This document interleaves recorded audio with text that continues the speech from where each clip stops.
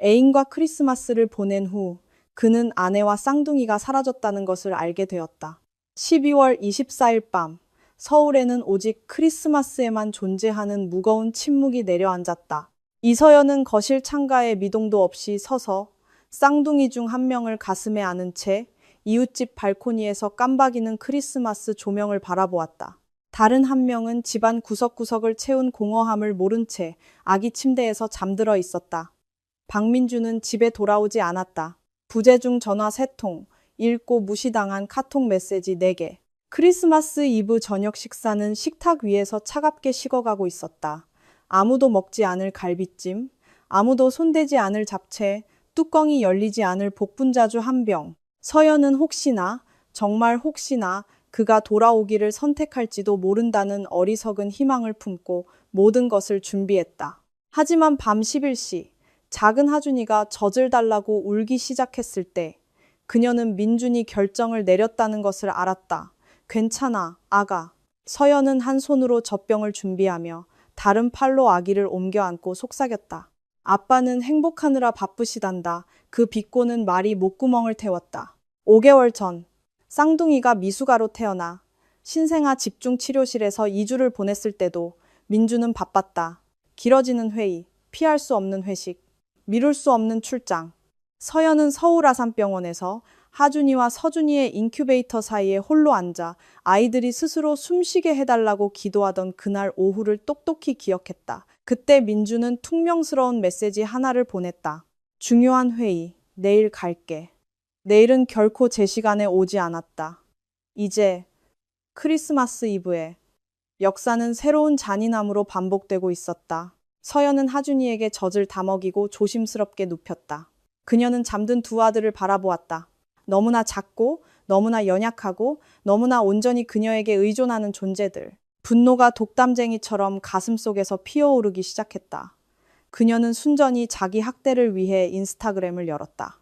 오래 찾을 필요도 없었다. 김유나가 불과 20분 전에 스토리를 올렸던 것이다. 황금빛 스파클링 와인 한 잔, 배경에 따뜻한 조명, 그리고 서연이 결혼 기념일에 민준에게 선물했던 세이코 시계를 찬 남자의 손.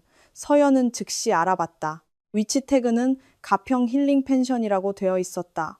아무 말도 없었지만 말이 필요 없었다. 서연은 도자기 그릇이 바닥에 떨어져 깨지듯 자신의 내면 무언가가 깨끗하게 부서지는 것을 느꼈다. 소리도 내지 않았고 울지도 않았다. 그저 부서졌을 뿐이다. 그리고 그 균열 속에서 차갑고 지독하게 명료한 무언가가 새로 태어났다. 그녀는 휴대폰을 닫고 민준과 함께 쓰는 침실로 걸어가 옷장을 열었다. 큰 여행 가방은 여전히 선반 위에 먼지를 뒤집어 쓴 채 있었다. 그녀는 서두르지 않고 가방을 내렸다. 기계적인 움직임으로 자신의 옷을 개기 시작했다. 울 스웨터, 청바지, 속옷, 쌍둥이의 베넷 저고리, 기저귀, 물티슈, 약이 든 파우치.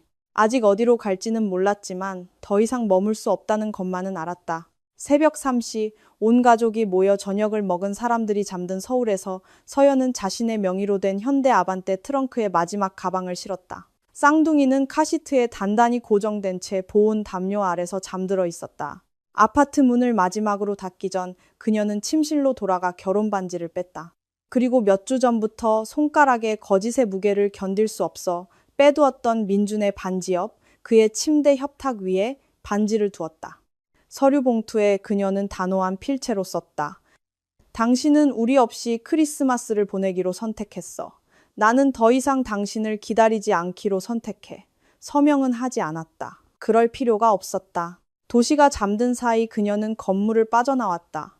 거리는 텅 비어 있었고 이제는 잔인하게만 느껴지는 화려한 장식들로 꾸며져 있었다.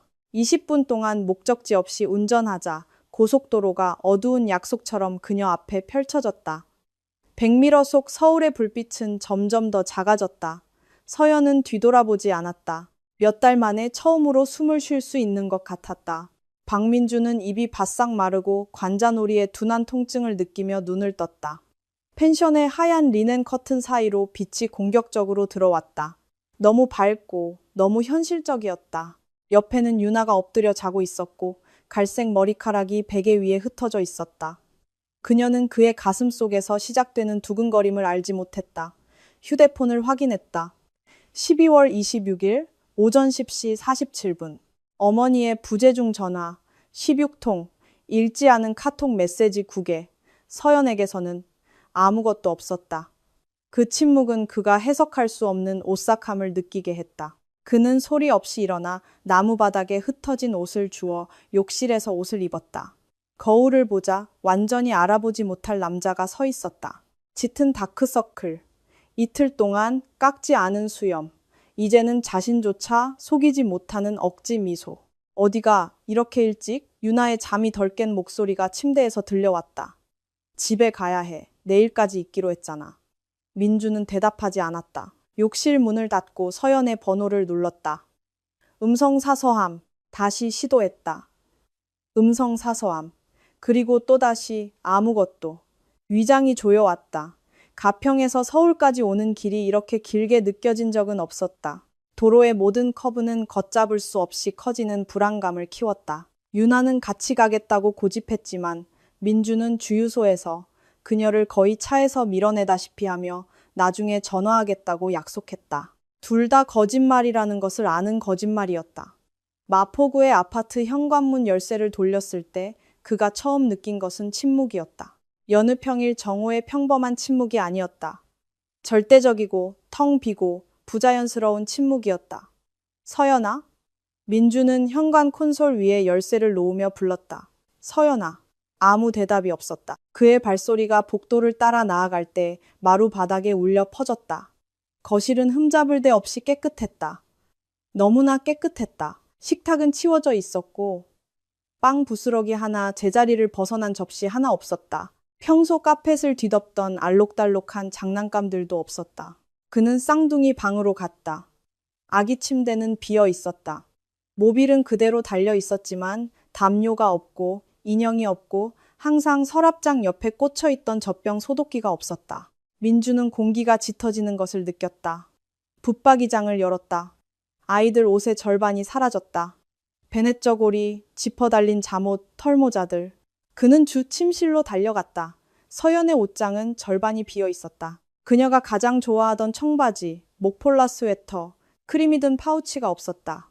하지만 정말로 그의 피를 얼어붙게 한 것은 그의 침대 협탁 위에 있는 것이었다. 두 개의 금반지, 하나는 그의 것이고 다른 하나는 서연의 것이었다. 그리고 이름 없는 서류 봉투.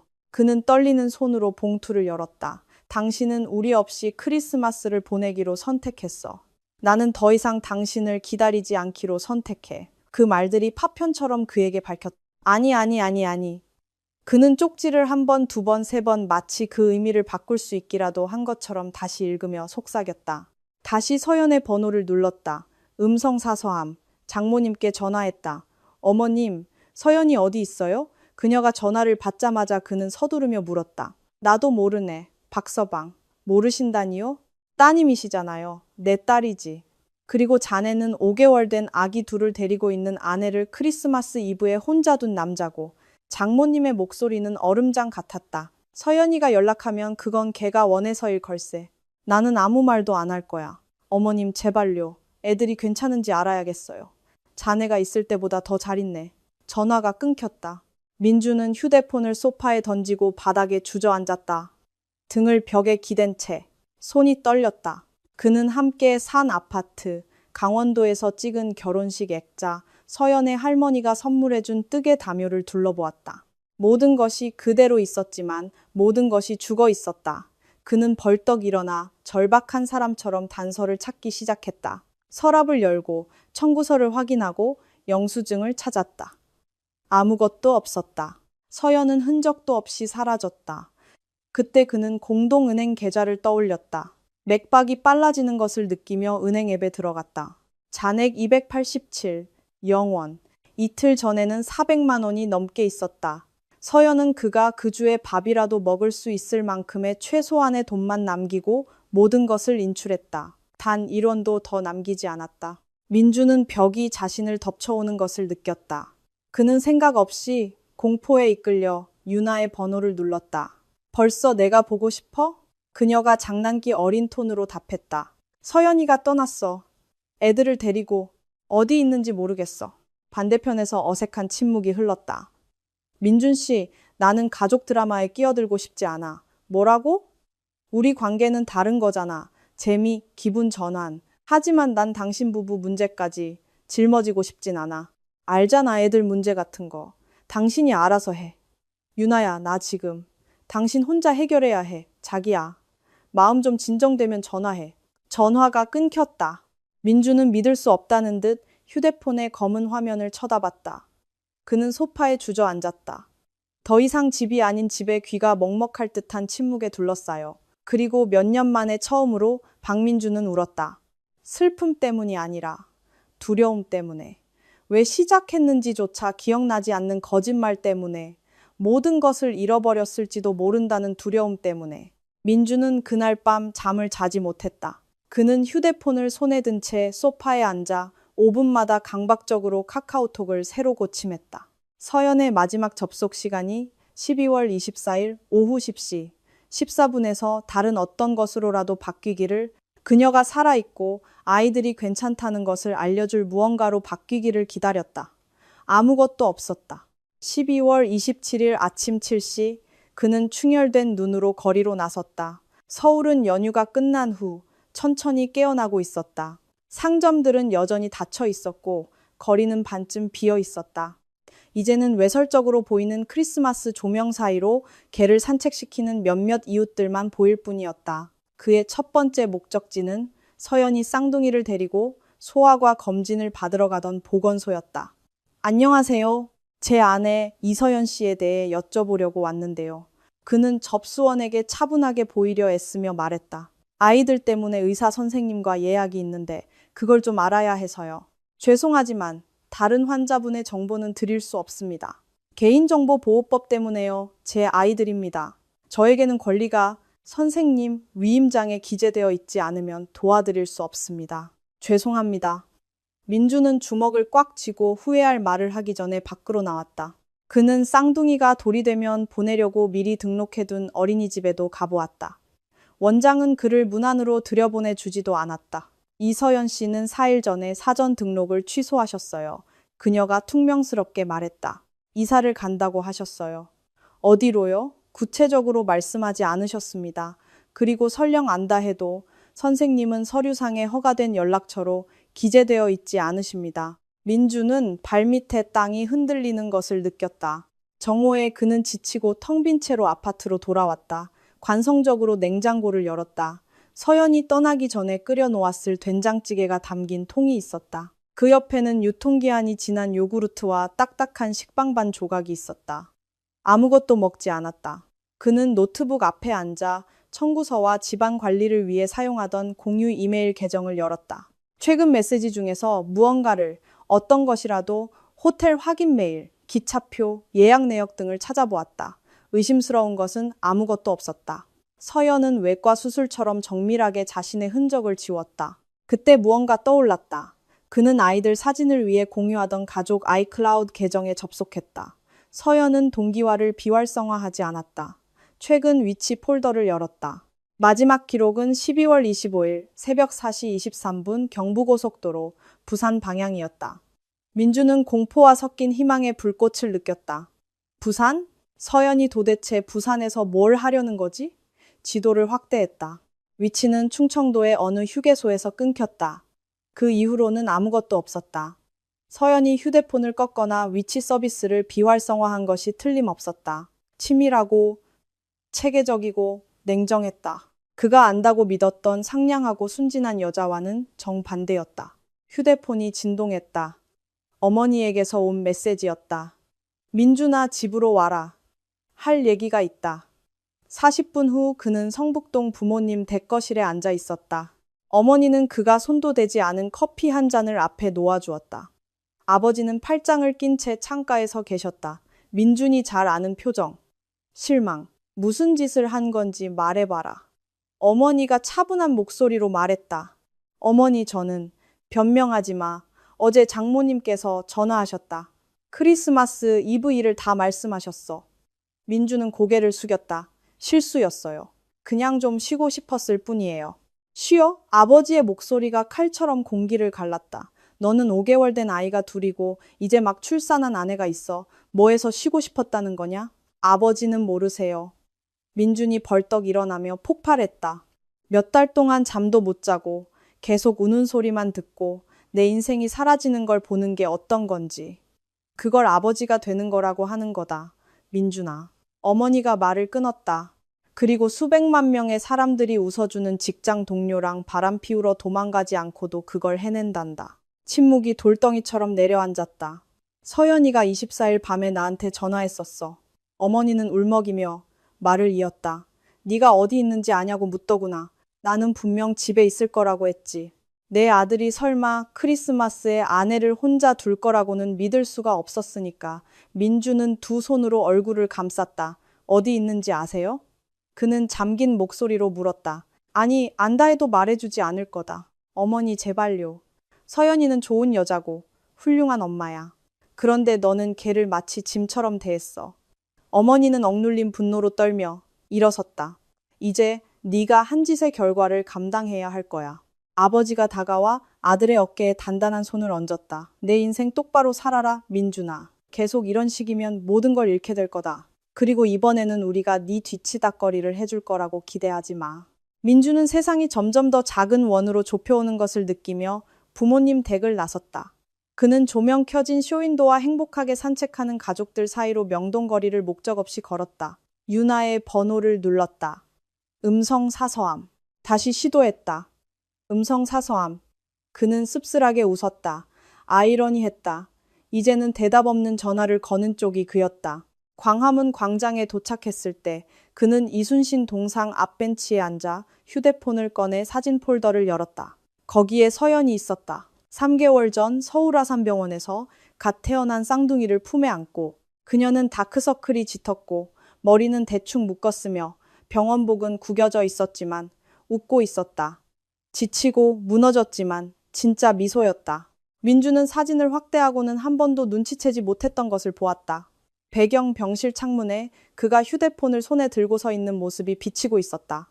멍하니 그들의 인생에서 가장 중요한 순간에도 그는 다른 곳에 있었다. 휴대폰이 진동했다. 제목 없는 모르는 주소에서 온 이메일. 그는 떨리는 손으로 열었다. 아이들은 잘 있어요. 당신이 선택한 부재 없이 잘할 거예요. 더 이상 우리를 찾지 마세요. 아무런 위치 정보도 서명도 답장할 기회도 없었다. 민주는 자신의 내면 무언가가 완전히 부서지는 것을 느꼈다. 처음으로 진실을 이해했기 때문이다.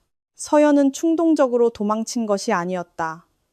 그녀는 몇 달 동안 쌓인 고통에서만 나올 수 있는 정밀함으로 모든 것을 계획했다. 그리고 그는 어리석게도 아무것도 보지 못했다. 그 소식은 8월의 산불 같은 속도로 서울에 퍼졌다.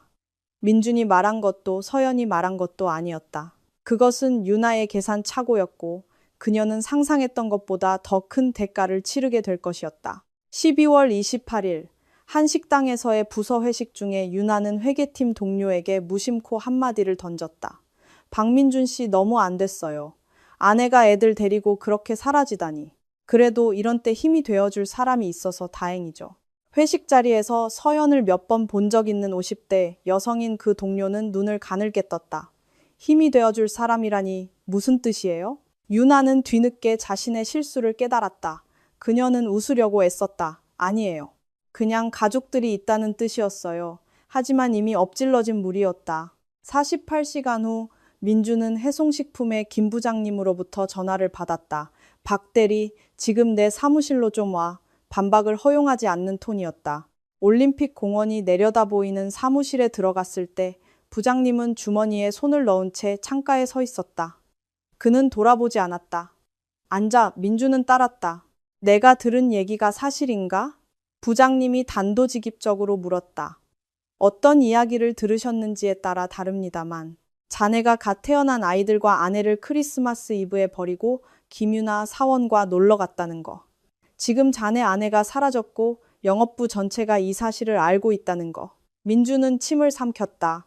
부장님, 제 사생활은, 자네 사생활이 우리 회사 업무 분위기에 영향을 미치면 더 이상 사적인 게 아니야.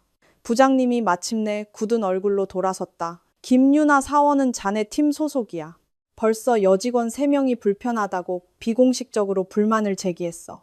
이게 얼마나 큰 문제가 될 수 있는지 알아? 업무상 부적절한 일은 없었습니다. 헛소리 하지 마, 박 대리.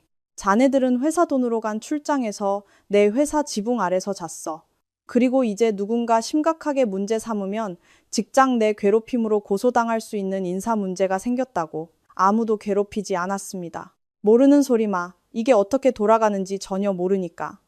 부장님은 책상 모서리에 걸터 앉았다. 분명히 말하지. 상황을 조사하는 동안 2주간 정직이야.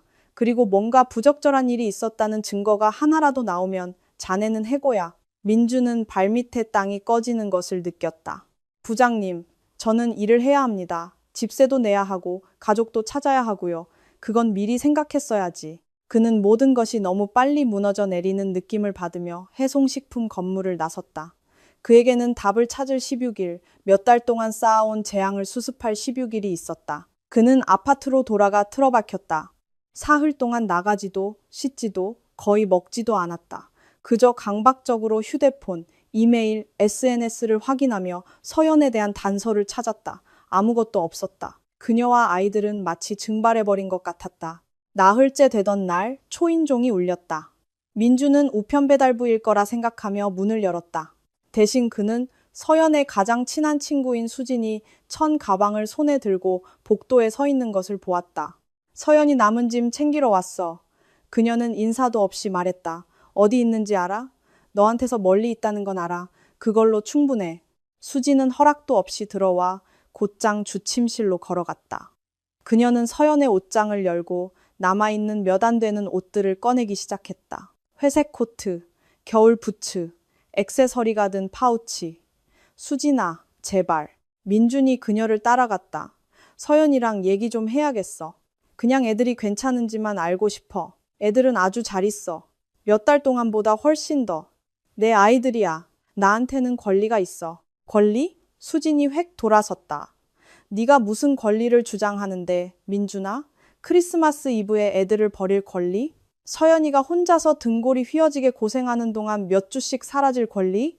내 아내가 신생아 집중치료실에서 울고 있을 때 직장 동료랑 잘 권리?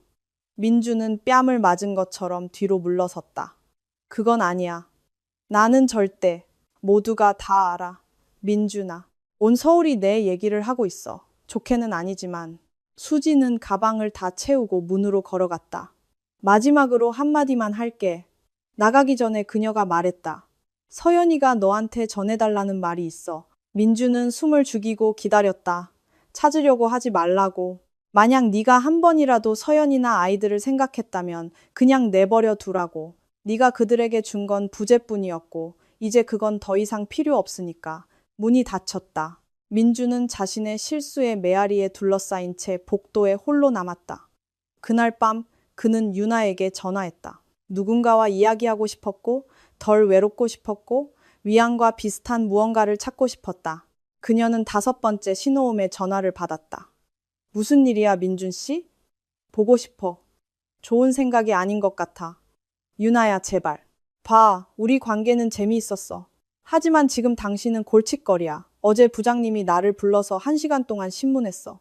사무실 절반이 나를 가정 파괴범처럼 쳐다본다고. 당신은 아무것도 깨지 않았어.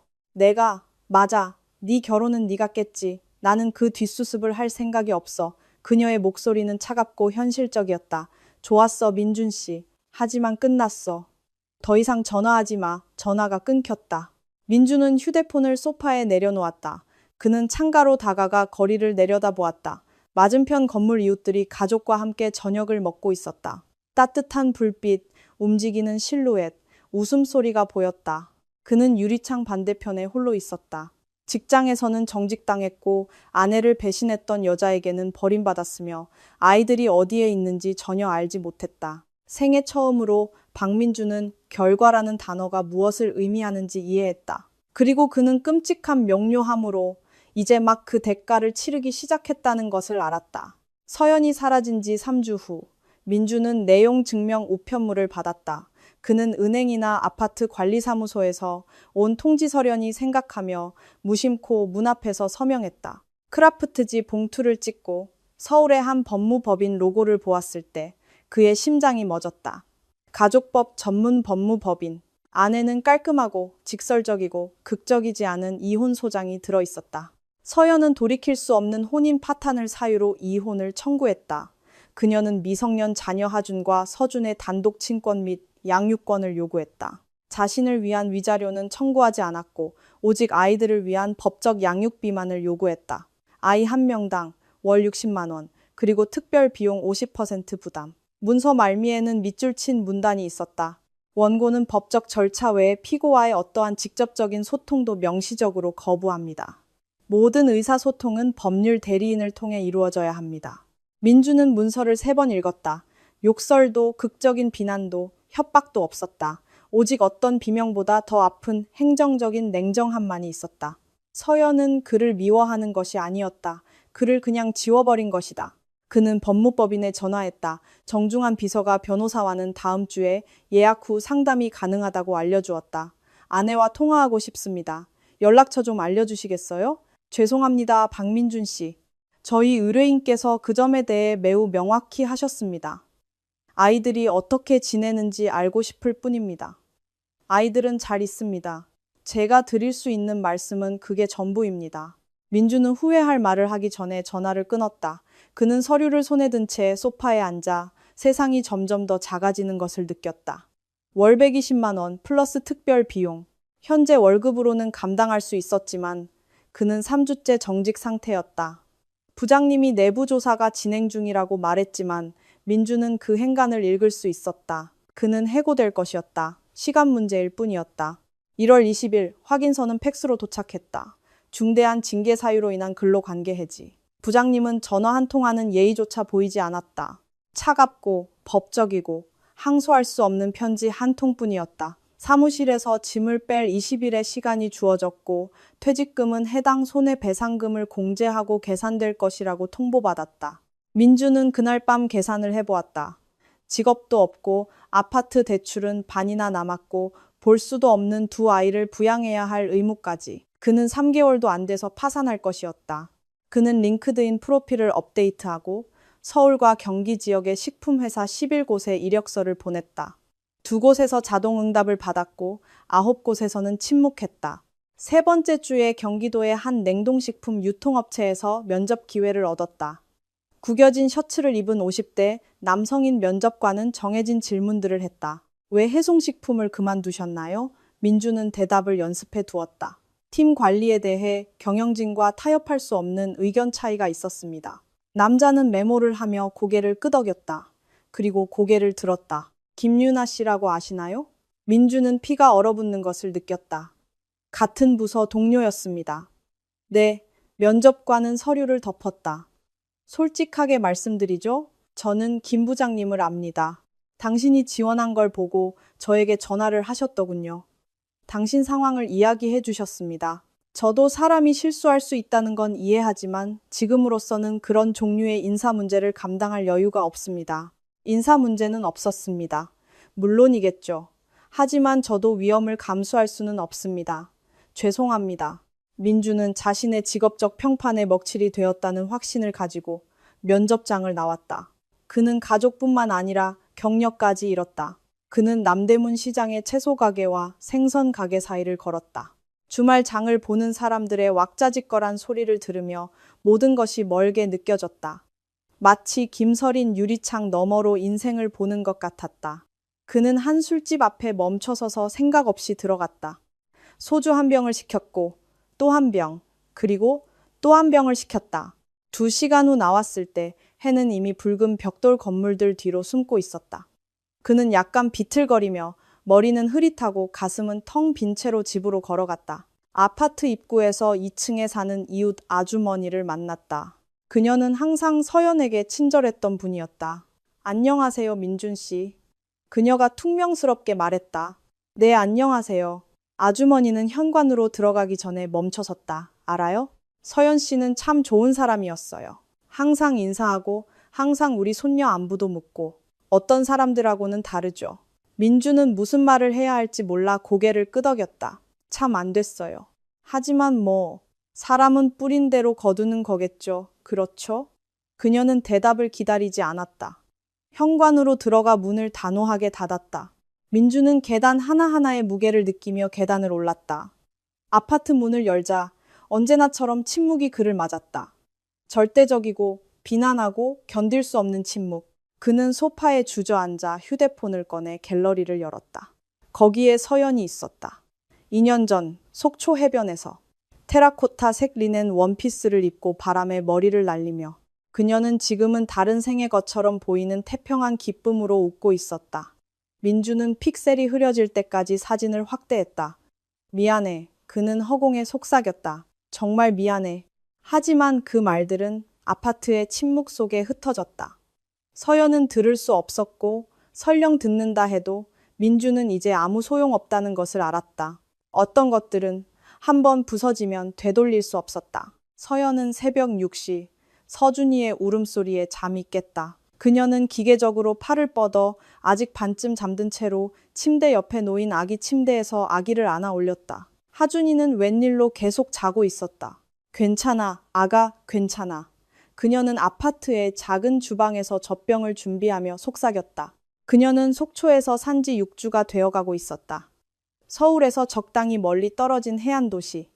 그녀는 거의 무작위로 그곳을 선택했다. 편의시설을 이용할 만큼 도시에 가깝고 눈에 띄지 않을 만큼 멀리 떨어져 있었다. 아파트는 아주 작았다. 구시가지의 좁은 골목에 있는 엘리베이터 없는 3층 건물, 15평 남짓한 공간에 침실 하나, 거실 겸 주방, 80년 대풍의 하늘색 타일이 깔린 욕실이 전부였다. 하지만 그곳에는 서울의 아파트에는 결코 없었던 것이 있었다. 침묵.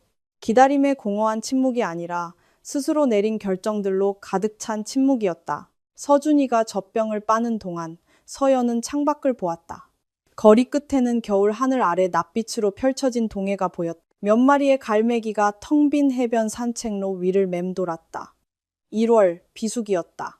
눈에 띄지 않기에 완벽했다. 구시. 쌍둥이에게 겨자색면, 우주복과 미끄럼 방지 양말을 입힌 후 서연은 쌍둥이 유모차를 들고 계단을 내려갔다.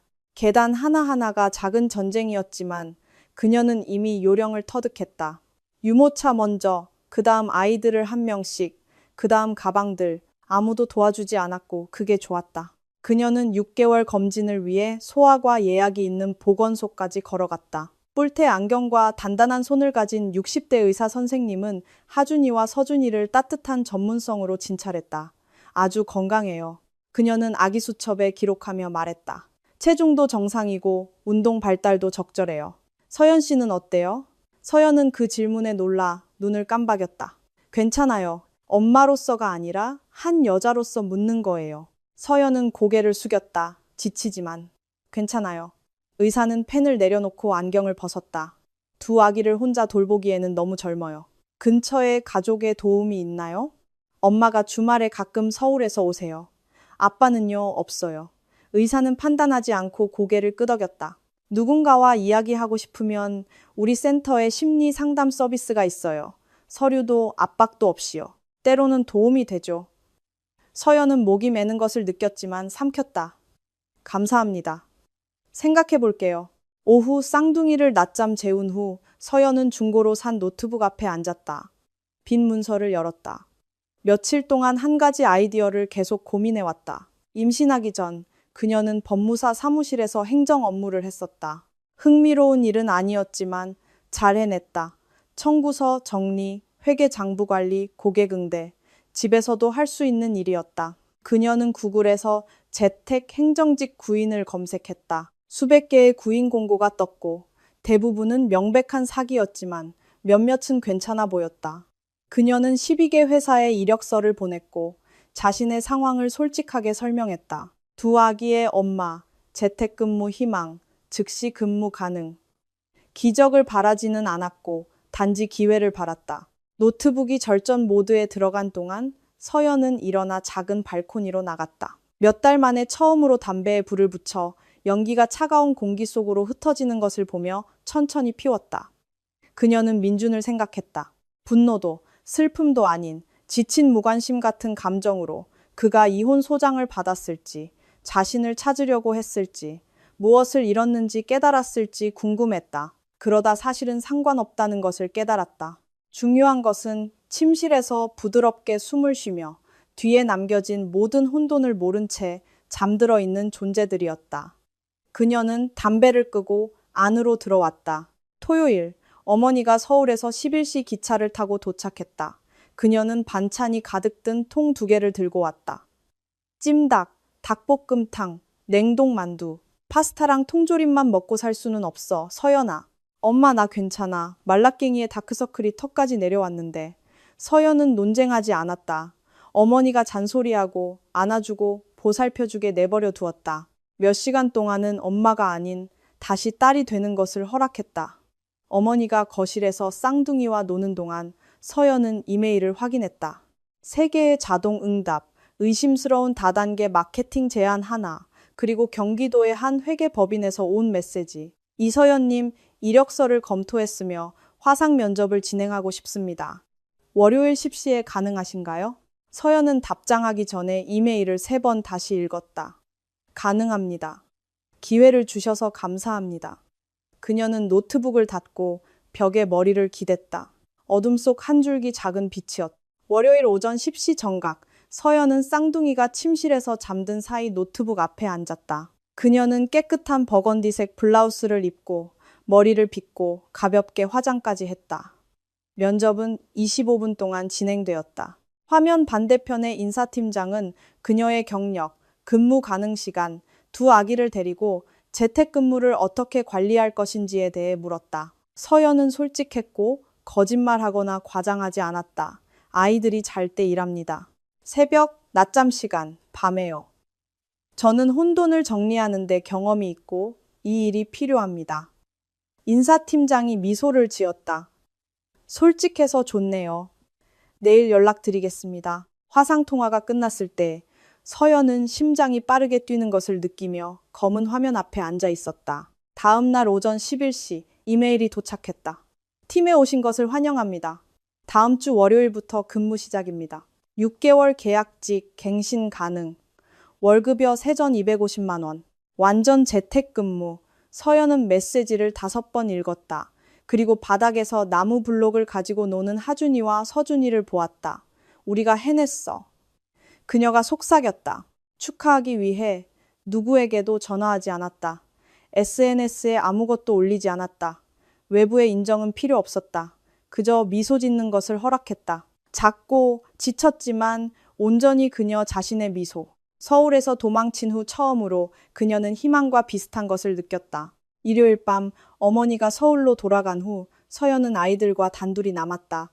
그녀는 마트에서 산 파란색 플라스틱 욕조에서 아이들을 씻기고 기모 잠옷을 입히고 할머니가 어릴 적 불러주던 음치 자장가를 불러주었다. 아이들이 마침내 잠들었을 때 그녀는 값싼 레드 와인 한 잔을 들고 거실 바닥에 앉아 휴대폰 사진을 보았다.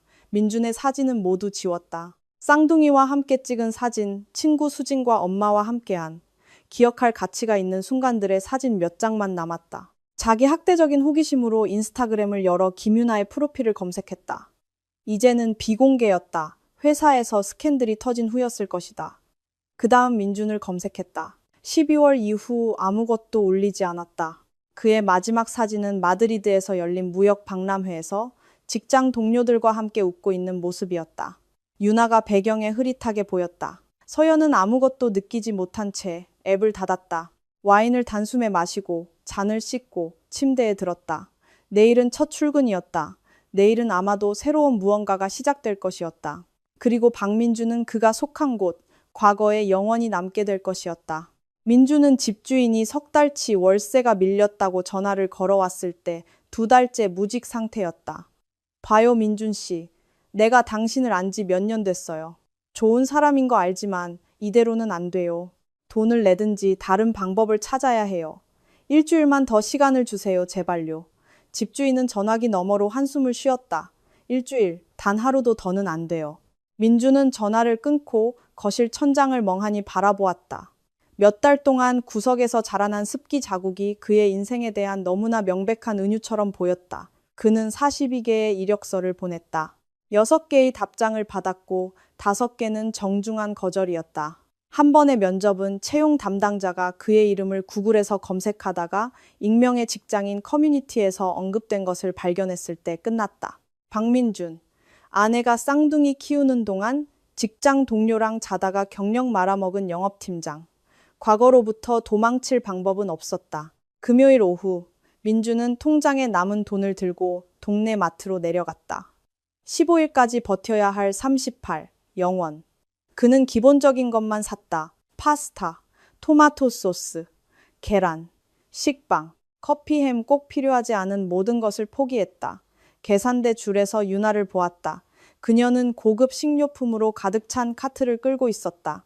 치즈, 와인, 훈제, 연어. 민준이 한 번도 본 적 없는 카멜색 코트를 입고 화장을 하고 있었다. 그들의 시선이 마주쳤다.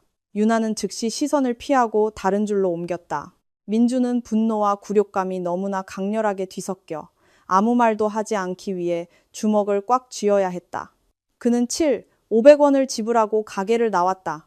현관문 앞에 도착했을 때 등 뒤에서 급한 발소리가 들렸다. 민준 씨, 잠깐만요. 잘 닫힌 코트에 불편한 표정을 한 유나였다. 왜? 그냥 어떻게 지내는지 궁금해서요. 민주는 눈도 깜박이지 않고 그녀를 보았다. 진심이야? 이제 와서 그게 궁금해? 너무 불공평하게 굴지 마요. 나도 이 일 때문에 힘들었다고요.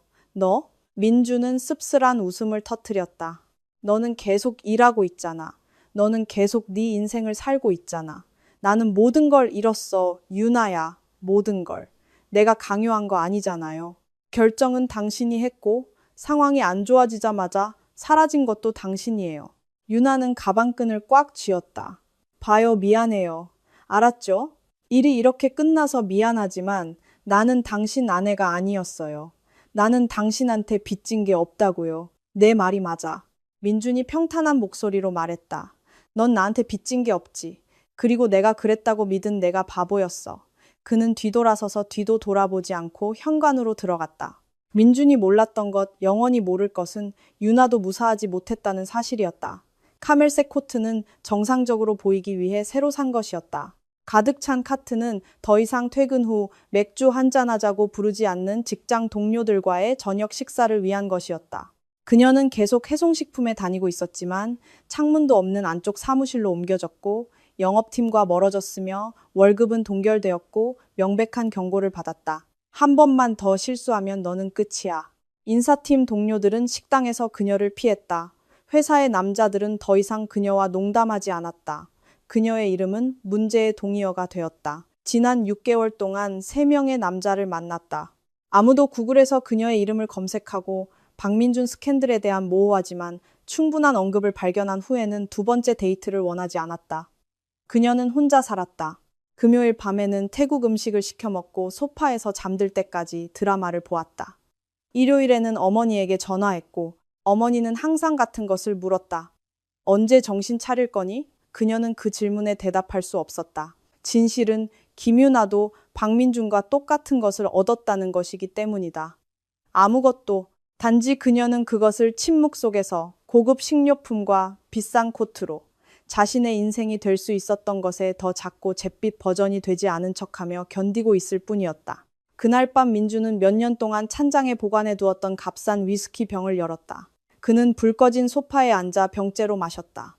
부모님께 전화할까 생각했지만 하지 않았다. 변호사를 통해 서연에게 편지를 쓸까 생각했지만 하지 않았다. 많은 것을 생각했지만 아무것도 하지 않았다. 마음 깊은 곳에서 민주는 자신이 부순 것을 고칠 수 있는 것은 아무것도 없다는 것을 알았기 때문이다. 새벽 2시, 완전히 취해서 그는 인스타그램을 열었다. 서연의 프로필을 검색했다. 여전히 비공개였다. 수진의 프로필을 검색했다. 거기에 있었다. 3일 전에 올린 사진. 올리브 그린색 니트 스웨터를 입은 서연이 해변에 있었다. 머리는 높게 묶었고 쌍둥이 중 한 명을 품에 안고 있었다. 아이는 바닷바람에 볼이 발그레해져 웃고 있었다. 사진 설명은 간단했다. 새로운 시작. 민주는 세부 사항을 찾기 위해 사진을 확대했다. 배경은 동해 같았다. 야자수는 강원도 해안을 암시했다. 서연은 웃고 있었지만 예전의 억지 미소가 아니었다. 지쳤지만 진짜 미소였다. 그녀는 더 좋아 보였다. 그 없이. 민주는 앱을 닫고 휴대폰을 소파 반대편으로 던졌다. 마지막 남은 위스키를 마시고 눈을 감았다. 월요일 아침, 현실은 은행에서 온 이메일로 그를 강타했다. 계좌 잔고 부족 알림. 귀하의 계좌 잔고가 342, 18원입니다. 계약에 따라 이자 수수료가 부과됩니다. 민주는 글자들이 흐려질 때까지 휴대폰 화면을 쳐다보았다. 돈도 직업도 가족도 없었다. 감당할 수 없는 아파트, 존엄하게 응답할 수 없는 이혼 소장, 판사가 판결을 내리는 순간부터 시작될 양육비 빚이 있었다. 생애 처음으로 민주는 진지하게 포기하는 것을 고려했다. 하지만 그때 전화가 울렸다. 모르는 번호. 박민준 씨 되십니까? 네. 저는 식품 유통업체의 이 팀장입니다. 몇 주 전에 이력서를 받았습니다. 주니어 영업직에 공석이 있습니다. 급여는 세전월 200만 원으로 낮지만 관심 있으시면 면접을 볼 수 있습니다. 민주는 눈을 감았다. 세전 200만 원. 예전에 벌던 것보다 훨씬 적었다. 하지만 그것은 무언가였다. 관심 있습니다. 좋습니다. 내일 11시에 오실 수 있나요? 가겠습니다. 그는 전화를 끊고 휴대폰을 손에 든 채 소파에 앉아 있었다. 그것은 구원이 아니었다. 난파선 한가운데의 작은 널빤지였다. 하지만 그것이 그가 가진 전부였고 그것으로 충분해야 했다. 박민주는 더 이상 선택할 사치를 부릴 수 없었기 때문이다.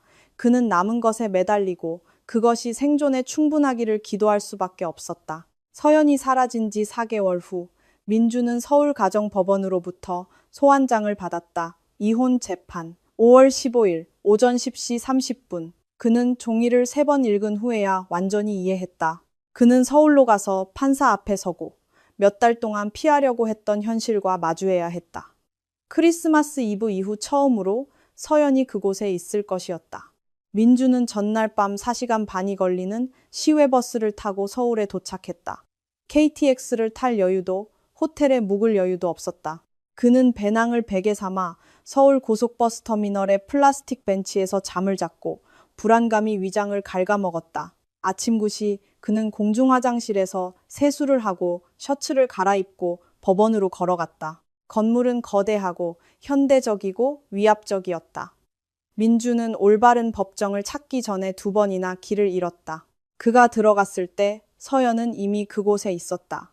민준이 본 적 없는 짙은 회색 정장을 입고 복도 벤치에 앉아 있었다. 머리는 어깨까지 오는 길이로 더 짧아졌고 살이 빠져 있었다. 그녀 옆에는 가죽 서류 가방을 든 40대 여성, 변호사가 있었다.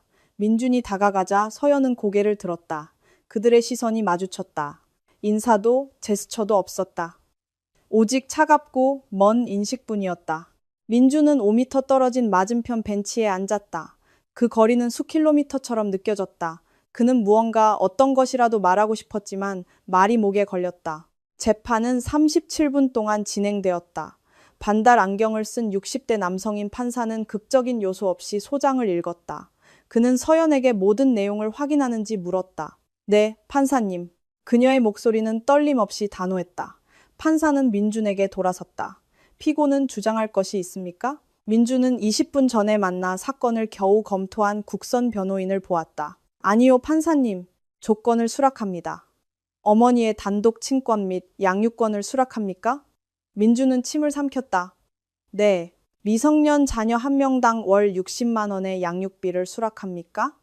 현재 월급의 절반 이상이었다. 네. 판사는 몇 가지를 메모했다. 좋습니다. 초기 감독 하에 면접 교섭을 설정하고 추후 경과에 따라 확대합니다. 매월 둘째, 넷째 주 토요일 오전 10시부터 오후 6시까지. 심리사회적 보고서가 감독 없는 면접의 타당성을 결정할 때까지 면접 교섭은 가족 만남의 장소에서 이루어집니다. 민주는 자신의 내면 무언가가 부서지는 것을 느꼈다. 감독 하의 면접 교섭. 마치 자신이 아이들에게 위험한 존재인 것처럼. 이해 있습니까? 민주는 고개를 저었다. 판사님, 서연의 변호사가 끼어들었다. 제 의뢰인은 미성년자들의 정서적 안정을 위해 면접교섭 제도를 3개월 후에 시작할 것을 요청합니다. 피고 측의 반대 의견 있습니까? 민준의 국선 변호인은 상의조차 하지 않았다. 없습니다, 판사님. 허가합니다. 판사는 서류를 덮었다. 상호 합의에 의해 혼인을 해소합니다. 30일 내에 판결이 확정됩니다. 퇴정하셔도 좋습니다. 그렇게 7년의 결혼 생활이 40분도 안 돼서 해소되었다. 민주는 다리가 떨리는 채로 법정을 나왔다. 그는 숨을 쉬려고 애쓰며 복도벽에 기댔다. 서연은 몇 초 후 변호사와 함께 나왔다. 그녀는 엘리베이터를 향해 단호한 걸음으로 걸었다. 서연아. 그녀는 멈췄지만 돌아보지 않았다. 제발 5분만. 변호사가 끼어들려 했지만 서연은 손을 들었다. 괜찮아요. 아래에서 기다려요. 그들은 복도에 단둘이 남았다. 서연은 그를 향해 돌아섰지만 거리를 유지했다. 무슨 일이야? 민준 씨? 그냥 애들이 어떻게 지내는지 알고 싶어. 잘 지내? 완벽하게 잘 지내. 말도 하고 걷기도 해. 하준이는 지난주에 첫걸음말을 뗐어. 서준이는 아직 기어다니지만 곧 걸을 거야. 민주는 가슴에 칼이 꽂히는 것을 느꼈다. 그는 그것을 놓쳤다. 아들의 첫걸음말을. 너는 괜찮아? 서연은 해독할 수 없는 표정으로 그를 보았다. 5개월 전보다는 나아. 서연아, 나 미안해. 모든 게 만약 돌아갈 수만 있다면. 돌아갈 수 없어. 그녀의 목소리는 분노 없이 차분했다. 그리고 설령 돌아갈 수 있다 해도 아무것도 바뀌지 않을 거야. 문제는 그날 밤뿐만이 아니었으니까, 민준 씨. 그 전의 모든 밤이었어. 네가 없기를 선택한 모든 순간. 알아. 안다고? 서연이 한 걸음 다가왔다. 미숙아를 낳고 병원에서 혼자 아이들이 숨쉬게 해달라고 기도하는 게 어떤 건지 알아? 새벽 4시에 아기 중 하나가 울음을 그치지 않아서 어떻게 해야 할지 몰라 소리 없이 우는 게 어떤 건지 알아? 영원히 함께 하겠다고 약속한 사람이 다른 여자랑 자고 있다는 걸 알면서도 크리스마스 저녁을 준비하는 게 어떤 건지 알아? 민주는 고개를 숙였다. 아니, 몰라. 맞아. 넌 모르고 영원히 모를 거야. 서연은 심호흡을 했다. 나는 당신을 미워하지 않아, 민준 씨. 그럴 수 있었으면 좋겠어. 더 쉬울 테니까. 하지만 내가 느끼는 건 증오보다 더 나빠. 무관심이야. 당신은 나한테 아무렇지도 않아.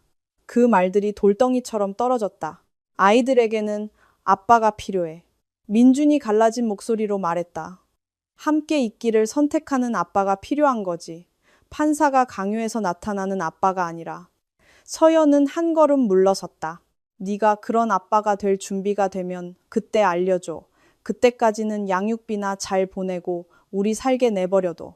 그녀는 돌아서서 엘리베이터로 걸어갔다. 민주는 그녀를 따라가고 무언가 더 말하고 싶었지만 그가 반응하기 전에 문이 닫혔다. 그는 자신의 실수의 메아리에 둘러싸인 채 텅 빈 복도에 홀로 남았다. 그는 그날 밤 버스를 타고 돌아왔다. 고속도로의 불빛을 창밖으로 보며 민주는 몇 달 동안 부정해왔던 것을 이해했다. 서연은 돌아오지 않을 것이다.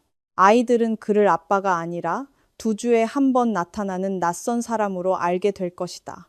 그리고 그는 그것을 감수하고 살아야 했다. 그것이 공정해서가 아니라 그가 내린 모든 결정의 정확한 결과였기 때문이다. 그는 휴대폰을 꺼내 사진 폴더를 열었다. 유나의 사진은 모두 지웠다. 임신한 서연이 배에 손을 얹고 있는 사진과 인큐베이터 안에서 작디작은 갓 태어난 쌍둥이 사진 2장만 남겼다. 그것이 그에게 남은 유일한 현실이었다. 나머지는 그가 스스로 파괴한 삶의 유령일 뿐이었다. 1년 후 12월 서울에는 칼바람과 크리스마스 조명이 다시 찾아왔다. 민주는 막바지 쇼핑을 하는 인파 사이로 명동 거리를 걷고 있었다. 조명 켜진 쇼윈도, 스피커에서 울려 퍼지는 캐럴, 쇼핑백을 든 가족들. 그날 크리스마스 이브로부터 정확히 1년. 그는 손에 작은 가방을 들고 있었다. 문구점에서 산 2개의 인형. 녹색 공룡과 회색 토끼. 하준이와 서준이를 위한 것이었지만 아이들 손에 들어갈지는 확신할 수 없었다. 내일은 면접 교섭 날이었다. 판사가 판결을 내린 후 6번째. 2주에 한 번, 4시간. 서울의 한 가족 만남의 장소에서 낡은 장난감이 있는 차가운 방, 메모를 하는 감독관, 그리고 그를 낯선 사람처럼 쳐다보는 17개월 된 2아이. 그가 낯선 사람이었기 때문이다. 민주는 식품 유통업체에서 일을 계속했다. 대단하지도 미래도 없었지만 청구서를 낼 수는 있었다. 양육비는 매달 5일에 꼬박꼬박 나갔다. 때로는 가부를 받아야 했고 때로는 3주 내내 파스타만 먹었지만 양육비는 한 번도 늦지 않았다. 그것이 아이들을 위해 할 수 있는 유일한 일이었고 그에게 남은 유일한 존엄이었다. 그는 마포구의 아파트를 떠나야 했다. 너무 비쌌다. 이제 그는 서울역 근처 관악구의 10평짜리 원룸에 살았다. 벽은 종이처럼 얇았고 이웃들은 매일 밤 다퉜지만 그가 감당할 수 있는 곳이었다. 어머니는 한 달에 한 번 찾아왔고 항상 똑같은 반찬통과 똑같은 실망 어린 눈빛을 하고 있었다. 아버지는 5월 이후로 다시는 전화하지 않았다. 그날 밤 민주는 텔레비전 앞에서 혼자 저녁을 먹었다. 마트에서 산 닭고기 남은 것을 전자레인지에 데워서 휴대폰이 울렸다. 모르는 번호. 여보세요. 안녕하세요, 민준 씨. 목소리를 알아보는데 3초가 걸렸다. 유나야, 왜 전화했어? 그냥 어떻게 지내나 궁금해서요. 민주는 포크를 접시 위에 내려놓았다. 진심이야? 이제 와서? 몇 달이나 지났는데. 생각했어요. 내가 널 그리워할 거라고, 네 전화를 기다리고 있을 거라고 생각했어? 어색한 침묵이 흘렀다. 그냥 괜찮은지 알고 싶었어요. 완벽해, 유나야. 나는 비좁은 원룸에 살고 15일에 4시간씩 애들을 보고 예전에 벌던 돈의 절반을 벌어. 하지만 아주 좋아. 그렇게 말하지 마요. 그럼 어떻게 말하길 바래? 민주는 몇 달 동안 쌓인 분노가 터져 나오기 시작하는 것을 느끼며 일어섰다. 최악이 뭔지 알아? 너를 탓할 수도 없다는 거야. 네가 나를 강요한 건 아니니까. 내가 모든 결정을 내렸어. 내가 그날 밤 떠나기로 선택했고, 내가 거짓말하기로 선택했고, 내가 내 인생을 망치기로 선택했어. 너는 그냥 거기에 있었을 뿐이야. 민준 씨, 더 이상 전화하지 마, 제발. 네가 이 일의 일부였다는 걸 잊을 존엄이라도 남겨줘. 그녀가 대답하기 전에 그는 전화를 끊었다. 그는 원룸 한가운데 서서 떨고 있었다. 그리고는 등을 벽에 기댄 채 바닥에 앉아 몇 달 만에 처음으로 울었다. 유나 때문도 서연 때문도 아니었다. 자기 자신 때문에. 될 수 있었지만 결코 되지 못한 남자 때문에. 유나는 통화가 종료된 휴대폰 화면을 쳐다보았다. 그 번호를 누르기까지 3주의 용기가 필요했다. 무슨 말을 할지, 어떻게 변명할지, 자신도 외로웠다고 어떻게 설명할지 3주 동안 연습했다. 하지만 민준이 옳았다. 그녀는 아이를 잃지도 가족을 잃지도 비참한 원룸에서 매일 파스타를 먹으며 살지도 않았다. 그녀는 단지 누군가가 자신을 실수 이상의 존재로 봐줄 수 있다는 환상을 잃었을 뿐이었다. 최근 3번의 소개팅은 첫 잔 이후 연락 두절로 끝났다. 직장 동료들은 차가운 예의로 그녀에게 인사했다. 어머니는 그녀의 연애 생활에 대해 묻는 것을 그만두었다. 32살의 김유나는 자신이 만든 삶을 정확히 살고 있었다. 텅 비고 외롭고 아무 의미 없는 예쁜 것들로 가득 찬 삶. 그녀는 휴대폰을 테이블 위에 내려놓고 와인을 한 잔 더 따랐다. 민준에게 다시는 전화하지 않을 것이었다. 마음 깊은 곳에서 그가 처음부터 옳았다는 것을 알았기 때문이다. 그녀는 그냥 거기에 있었을 뿐이고 그것은 가치 있는 무언가를 만들기에는 충분하지 않았다. 토요일 아침, 민주는 KTX를 타고 서울로 갔다. 그는 빠른 기차를 타기 위해 2달 동안 돈을 모았다. 그럴 가치가 있었다. 버스를 타는 것보다 아이들과 2시간 더 있을 수 있게 해주었다. 그는 9시 45분, 약속 시간 15분 전에 가족 만남의 장소에 도착했다. 상냥한 목소리와 전문적인 눈빛을 가진 50대 감독관이 문에서 그를 맞았다. 안녕하세요, 민준 씨. 어떠세요? 네. 긴장되네요. 정상이에요. 오늘은 어머니도 오셨어요. 면접 교섭 후에 당신과 이야기하고 싶어 하세요. 민준의 심장이 철렁했다. 서연이가. 여기 있어요? 네. 다른 방에서 기다리고 있어요.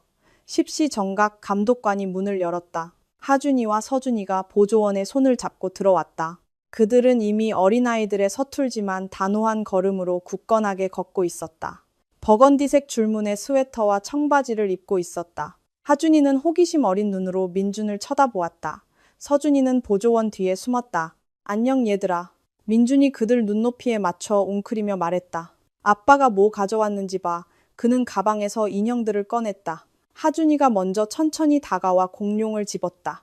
그는 끌어안기 전에 진지하게 그것을 살폈다. 서준이는 시간이 더 걸렸지만 결국 호기심에 이끌려 다가와 토끼를 집었다. 민주는 목이 매는 것을 느꼈다. 다음 4시간은 어색함과 작은 연결의 순간들이 뒤섞여 지나갔다. 그들은 블록 쌓기를 했다. 민주는 아이들을 웃게 만든 동물 목소리로 동화책을 읽어주었다. 서준이가 물을 달라고 했고 민주는 그 단순한 행동이 자기 인생에서 가장 중요한 것처럼 느껴지며 물을 주었다. 감독관이 5분 남았다고 알렸을 때 하준이가 민준에게 다가와 공룡을 내밀었다. 가져. 그가 앙증맞은 목소리로 말했다. 나 주는 거야? 하준이는 고개를 저었다. 아빠가 맡아줘. 민주는 이해했다. 다음 면접 교섭 때까지 보관해 달라는 뜻이었다. 물론이지. 여기 보관할게. 알았지? 그리고 다음에 같이 놀자. 하준이는 고개를 끄덕이고 문으로 달려갔다. 아이들이 떠난 후 감독관은 민준을 옆방으로 안내했다. 서연은 긴 카멜색울 코트를 입고 플라스틱 의자에 앉아 있었다. 5월보다 안색이 좋아 보였다. 살이 좀 올랐고 머리는 이제 거의 허리까지 길었다. 안녕. 민준이 들어서자 그녀가 말했다. 안녕. 감독관은 문을 닫고 그들을 단둘이 남겨두었다. 면접 교섭에 대해 이야기하고 싶어서. 서연이 시작했다. 감독관님이 당신이 꾸준히 오고 항상 제 시간에 도착하고 아이들을 위해 물건을 가져온다고 말해줬어. 내 아이들이니까 알아. 서연은 심호흡을 했다. 변호사와 이야기해봤어. 이대로 계속하면 판사에게 감독을 해제해달라고 정상적인 면접 교섭을 하게 해달라고 요청할 수 있을 것 같아. 민주는 자신이 듣는 것을 감히 믿지 못하며 그녀를 쳐다보았다. 정말? 응. 하지만 조건이 있어. 가끔 만나는 여자친구들한테 애들을 소개하지 말 것. 갑작스러운 변화는 없을 것. 그리고 만약에 한 번이라도 예고 없이 나타나지 않으면 끝이야. 그런 일 없을 거야. 전에도 그렇게 말했지. 민주는 그 일격을 받아들이며 고개를 끄덕였다. 네 말이 맞아. 하지만 이번에는 달라. 너희를 잃는 게 얼마나 힘든 건지 배웠어. 다시는 그런 실수 안 할 거야. 서연은 긴 시간 동안 침묵 속에서 그를 살폈다. 그러길 바라. 그녀는 일어나서 가려다가 문에서 멈춰섰다. 한 가지 더. 애들이 나한테 네 얘기를 물어봐. 하준이는 공룡을 볼 때마다 아빠라고 해. 내 생각에. 네가 그 애들 인생의 일부가 될 수 있을 것 같아. 그냥 네가 증명하기만 하면 돼. 그렇게 할게. 서연은 고개를 끄덕이고 나갔다. 민주는 손이 떨리고 가슴속에서 희망과 비슷한 것이 자라나는 것을 느끼며 방에 홀로 남았다. 용서도 화해도 아니었지만 기회였다. 그리고 이번에 박민주는 그것을 낭비하지 않을 것이었다. 2년 후, 그 크리스마스 이브로부터 2년 후, 민주는 관악구의 원룸에서 알람 소리에 잠이 깼다. 토요일, 면접 교섭날. 그는 일어나 샤워하고 조심스럽게 면도하고 깨끗한 청바지와 세일대 산 남색 스웨터를 입었다. 작은 배낭을 준비했다. 아이들이 더러워질 경우를 대비한 갈아입을 옷, 물티슈, 과일을 담은 통 2개, 그리고 면접 교섭 때마다 종교적으로 보관하는 하준이의 녹색 공룡. 7시 15분에 원룸을 나와 서울역으로 걸어갔다. 8시 5분 KTX는 그를 1시간 반 만에 속초로 데려다 주었다. 지난 12개월 동안 24번이나 그렇게 했다. 단 한 번도 빠지지 않았다. 6개월 전부터 면접 교섭은 더 이상 감독하에 이루어지지 않았다. 민주는 오전 10시에 바다가 보이는 속초의 밝은 아파트, 서연의 집에서 하준이와 서준이를 데리러 갔고 저녁 6시에 돌려보냈다. 서연은 문을 열고 필요한 물건이 든 가방과 함께 아이들을 건네주고 잘 다녀와 라고 인사했다. 정중했지만 거리가 있었다. 긴 대화도 화해도 없었다. 오직 아이들을 위한 기능적인 공존뿐이었다. 그리고 민주는 그것이 자신이 받아 마땅한 것보다 훨씬 더 많은 것이었기 때문에 받아들였다. 그 토요일, 민주는 아이들을 공원에 데려갔다. 하준이는 팔을 벌리고 비둘기들 사이를 달리며 날아간다, 아빠, 날아간다 라고 소리쳤다. 더 수줍음이 많은 서준이는 민준의 손을 작은 손가락으로 잡고 가까이 머물렀다. 아이스크림 먹을까? 민준이 물었다. 서준이는 진지하게 고개를 끄덕였다. 그들은 매점에서 작은 바닐라 아이스크림 2개를 사서 큰 나무 그늘 아래 벤치에 앉아 조용히 먹었다. 아빠, 하준이가 갑자기 말했다. 왜 우리랑 같이 안 살아? 민주는 숨이 막히는 것을 느꼈다. 아빠랑 엄마는 다른 집에 살아서 그래. 아가, 왜? 가끔 어른들은 상황을 바꾸는 결정을 내리거든.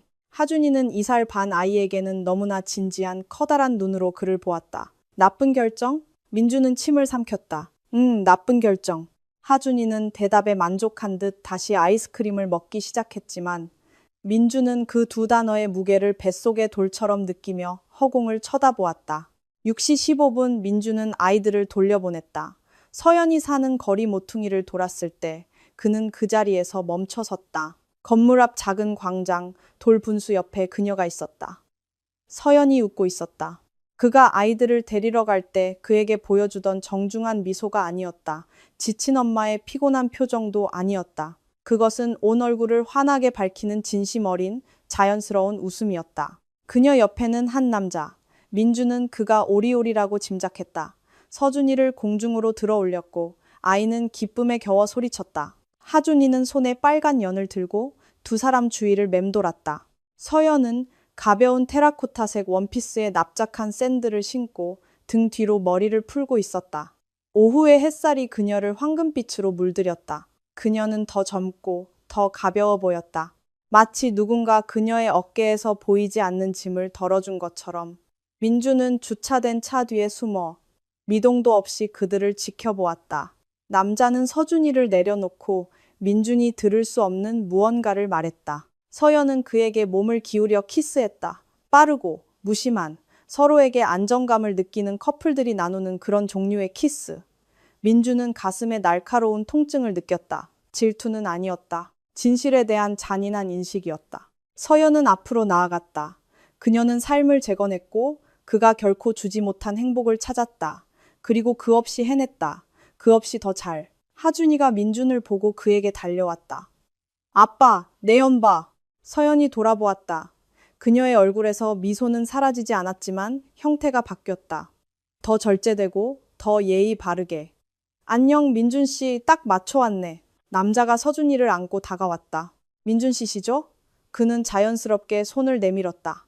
저는 오리올입니다.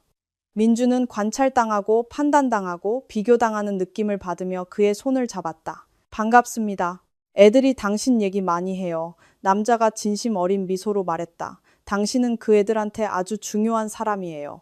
민주는 그 말에 어떻게 대답해야 할지 몰라 고개를 끄덕였다. 서연이 아이들 물건을 챙겼다. 올라갈까? 그녀가 건물을 가리키며 물었다. 애들 간식 먹어야 해. 서연은 아파트 문을 열었다. 그녀는 이제 머리를 즉흥적으로 따았지만 여전히 빛나 보였다. 어땠어? 하준이와 서준이가 비둘기에 대해 소리치며 안으로 달려 들어가는 동안 그녀가 물었다. 좋았어. 밥도 잘 먹고 때도 안 썼어. 하준이가 왜 같이 안 사냐고 묻더라. 서연은 한숨을 쉬었다. 응. 서준이도 가끔 물어봐. 뭐라고 대답해?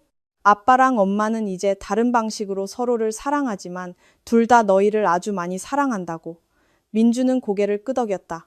고마워. 뭐가? 애들을 내 편으로 만들지 않아서. 네게 그럴 권리가 있다는 거 알아. 서연은 해독하기 어려운 표정으로 그를 보았다. 너를 위해서가 아니야, 민준 씨. 애들을 위해서지. 그 애들은 아빠를 가질 자격이 있어. 비록 그 아빠가 그들 인생에 늦게 나타났더라도. 그 말은 아팠지만 공정했다. 알아. 어색한 침묵이 흘렀다. 커피 한잔 할래? 서연이 갑자기 물었다. 애들은 지금 정신없으니까 5분 정도 얘기할 수 있을 것 같은데? 민주는 놀라 눈을 깜박였다. 그래. 그들은 속초 해변 산책로가 보이는 아파트의 작은 테라스에 앉았다. 서연은 똑같은 컵 2개의 블랙 커피를 따랐다. 할 말이 있었어. 그녀가 시작했다. 나 만나는 사람 생겼어. 민주는 가슴에 통증을 느꼈지만 숨겼다. 아, 이름은 오리오리야. 초등학교 교사고. 공원에서 만났어. 좋은 사람이야. 애들한테도 인내심 있고. 잘 됐네. 진심이야. 민주는 대답을 곱씹었다. 응, 진심이야. 너는 행복할 자격이 있어, 서연아. 서연은 거짓의 흔적을 찾으며 그의 눈을 보았다. 아무것도 찾지 못했다. 고마워. 그녀는 잠시 멈췄다. 아직 하준이랑 서준이는 만나게 안 할 거야. 천천히 하고 싶어. 하지만 네가 알았으면 했어. 알려줘서 고마워. 그들은 몇 분 동안 조용히 커피를 마셨다. 너는? 서연이 물었다. 누구 만나는 사람 있어? 민주는 고개를 저었다. 아니, 아직 그러고 싶지 않아. 왜? 누군가와 함께 있기 전에 혼자 있는 법을 배워야 해서. 내가 뭘 잘못했는지 이해해야 하고 더 나은 사람이 되어야 해. 서연은 천천히 고개를 끄덕였다. 성숙한 생각이네. 2년 늦었지만 뭐. 서연이 희미하게 미소 지었다. 그것은 민준이 몇 년 만에 처음으로 본 그녀의 진심 어린 미소였다. 애들이 네 얘기해. 알아? 네가 언제 오는지, 뭘 할 건지. 하준이는 매일 밤 공룡을 침대에 두고 자. 민준은 목이 메는 것을 느꼈다. 정말? 정말이야. 완벽하지는 않아. 민준 씨. 늦게 나타났지만 노력하고 있잖아. 그리고 그게 중요해. 그게 충분한지는 모르겠지만 애들한테는 중요해. 그게 유일하게 중요한 거고. 민주는 빈 컵을 내려다 보았다. 내가 너한테 한 짓 정말 미안해. 서연아. 이미 말한 거 알지만 네가 이게 진심이라는 걸 알았으면 해. 매일 후회해. 알아. 서연은 컵을 테이블 위에 내려놓았다.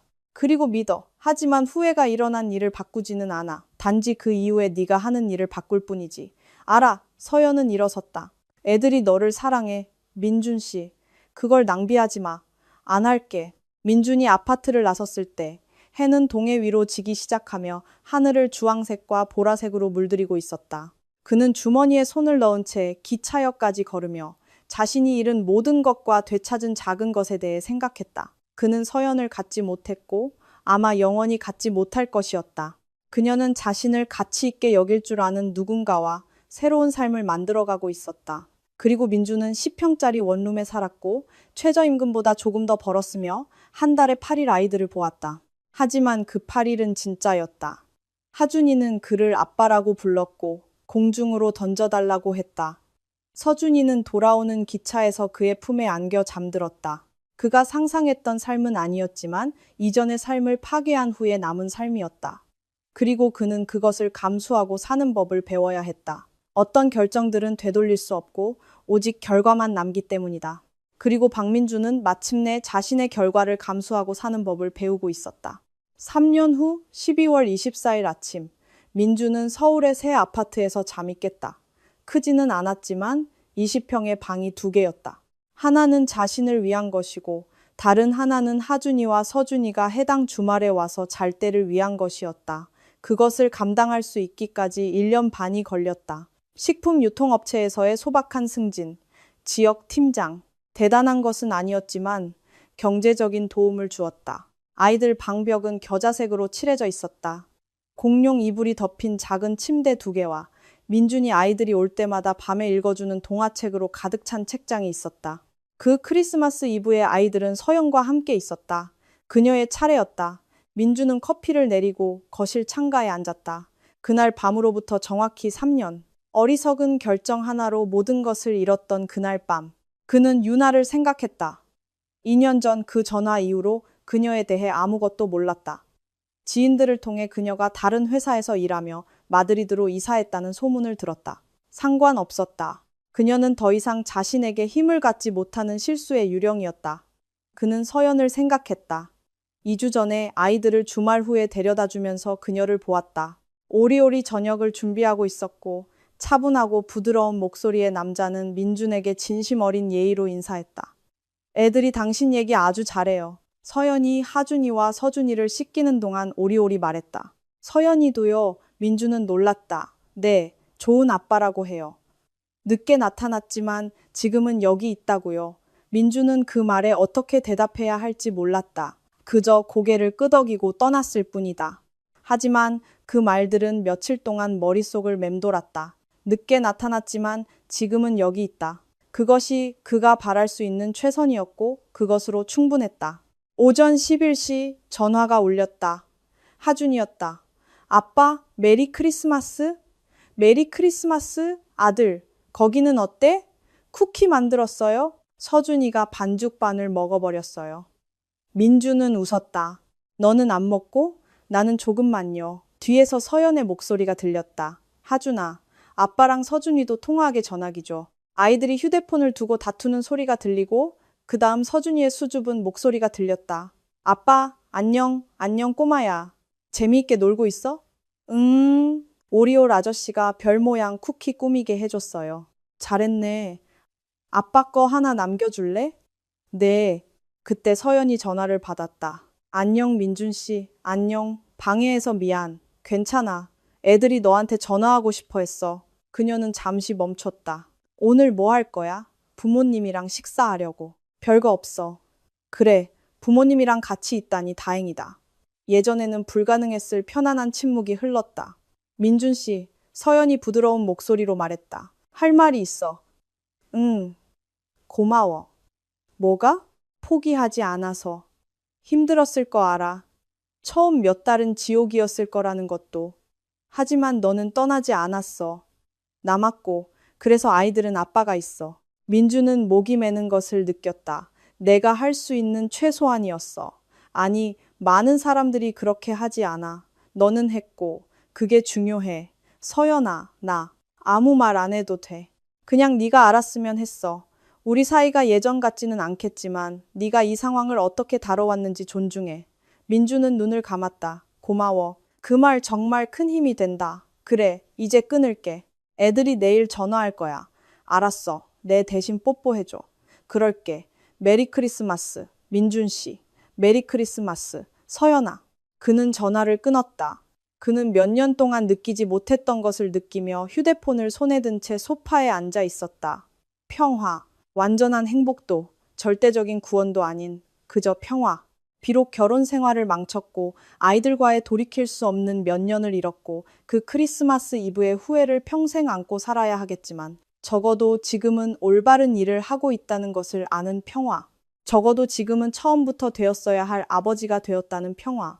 그날 오후 부모님 댁에서 민주는 어머니가 식탁 차리는 것을 도왔다. 아버지께서는 소파에 앉아 뉴스를 보고 계셨다. 어머니가 민준이 정말로 변하고 있다고 설득한 후 1년 전부터 다시 그에게 말을 걸기 시작했다. 예전 같은 관계는 아니었지만 무언가였다. 애들은 잘 있니? 어머니가 접시를 놓으며 물었다. 네, 행복해요. 서연이가 정말 잘 키우고 있어요. 너도 마찬가지고. 민주는 놀라 그녀를 보았다. 그렇게 생각하세요? 알고 있단다. 애들이 올 때 보면 알아. 너를 아주 좋아해. 그리고 그건 좋은 아빠가 아니면 일어날 수 없는 일이야. 민주는 가슴속 무언가가 풀리는 것을 느꼈다. 고맙습니다, 어머니. 그들은 함께 저녁을 먹었다. 갈비찜, 잡채, 아버지께서 엄숙하게 여신 와인 한 병. 완벽한 크리스마스는 아니었지만 현실적이었다. 그리고 그 모든 일이 있은 후 현실적인 것이 가장 중요했다. 그날 밤 아파트로 돌아왔을 때 민주는 아이들 방에 서 있었다. 빈 침대, 나란히 놓인 인형들, 하준이와 서준이가 그려서 테이프로 벽에 붙여놓은 그림들을 보았다. 그는 침대 하나에 앉아 휴대폰을 꺼냈다. 사진 갤러리를 열었다. 거기에 하준이와 서준이가 공원에서 웃고 있는 모습, 둘이 해변에서 모래성을 쌓는 모습, 기차에서 그의 품에 안겨 잠든 서준이, 유치원 발표회에서 공룡 옷을 입은 하준이가 있었다. 작고 평범한 순간들이었지만 그것들은 그의 것이었고 그가 잃은 모든 것보다 더 가치 있었다. 민주는 불을 끄고 방을 나왔다. 그는 서울의 크리스마스 조명이 차가운 밤에 깜박이는 것을 보며 거실 창가에 서 있었다. 3년 전, 이런 밤에 그는 인생 최악의 결정을 내렸다. 그는 진실 대신 거짓말을, 책임 대신 도피를, 영원한 사랑 대신 찰나의 쾌락을 선택했다. 그리고 그 이후 매일 대가를 치렀다. 하지만 그는 또한 결정에는 무게가 있다는 것을, 부재는 어떤 말보다 더 아프다는 것을, 아버지가 되는 것은 권리가 아니라 매일 얻어내는 특권이라는 것을, 그리고 어떤 것들은 한번 부서지면 결코 예전 같을 수 없다는 것을 배웠다. 하지만 그것들은 새로운 무언가, 아마도 더 작지만 현실적인 무언가가 될 수 있었다. 민주는 불을 끄고 잠자리에 들었다. 내일 그는 다시 일어나고, 다시 일하고, 다시 양육비를 보낼 것이다. 다시 아이들을 보기 위해 토요일을 기다릴 것이고, 다시 그 크리스마스 이브의 결과를 감수하며 살 것이다. 하지만 이번에는 처음부터 되었어야 할 남자가 되어 그렇게 할 것이다. 과거는 바꿀 수 없지만 미래는 아직 쓰여지지 않았기 때문이다. 그리고 박민주는 마침내 그것을 올바르게 쓰는 법을 배웠다. 최종 성찰, 때로는 단 하룻밤이 인생을 영원히 바꿀 수 있다. 폭력도 극적인 사건도 없이 그저 잘못된 순간에 잘못된 결정 하나로 민주는 크리스마스에 가족을 버리기로 선택했다. 서연은 더 이상 기다리지 않기로 선택했다.